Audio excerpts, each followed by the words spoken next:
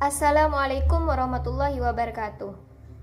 Kepada yang terhormat Bapak Haji Temi Wijaya, SEMH, selaku dosen pembimbing pada mata kuliah Ekonomi Internasional Ekonomi Syariah semester 5. Nama saya Indah Zahrotul Aulia, Prodi Ekonomi Syariah semester 5. Saya di sini akan memaparkan hubungan antara perdagangan internasional, pertumbuhan ekonomi, dan perkembangan industri keuangan syariah di Indonesia. Secara etimologis, perdagangan itu adalah segala bentuk kegiatan menjual dan membeli barang atau jasa yang di sana di suatu tempat yang terjadi adanya keseimbangan antara kurva permintaan dengan penawaran pada satu titik yang biasa dikenal dengan nama titik equilibrium. Sedangkan internasional itu sendiri berarti luas dan global, bukan parsial ataupun suatu kawasan tertentu.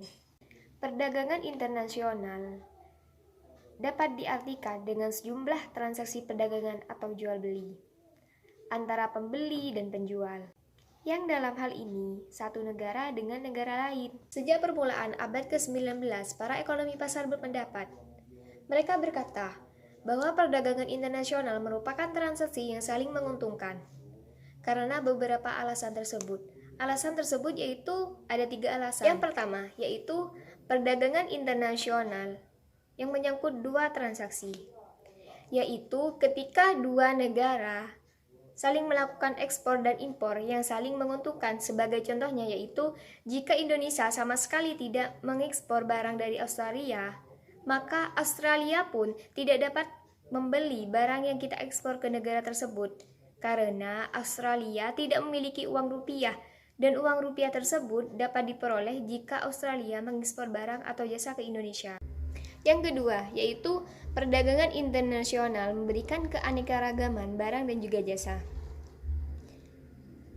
Kita dapat membayangkan jika Indonesia tidak mempunyai hubungan perdagangan internasional dengan negara lain di dunia, keanekaragaman barang dan juga jasa yang diperdagangkan di pasar dalam negeri Indonesia akan sangat terbatas.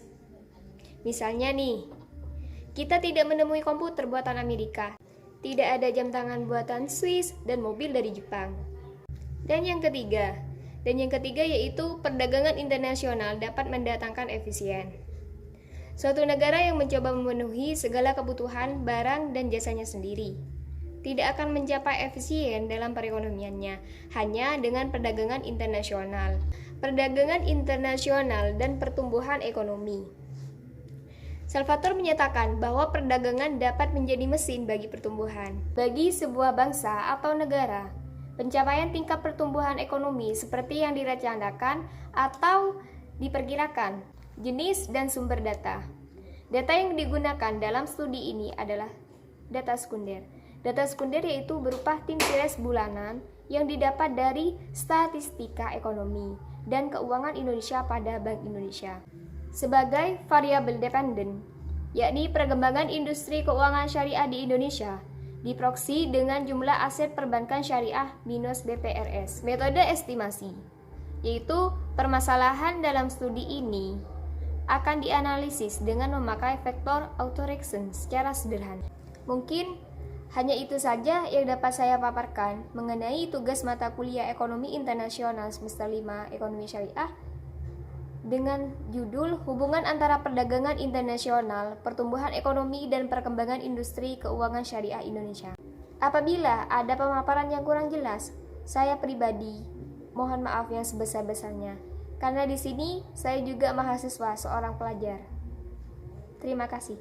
Wassalamualaikum warahmatullahi wabarakatuh.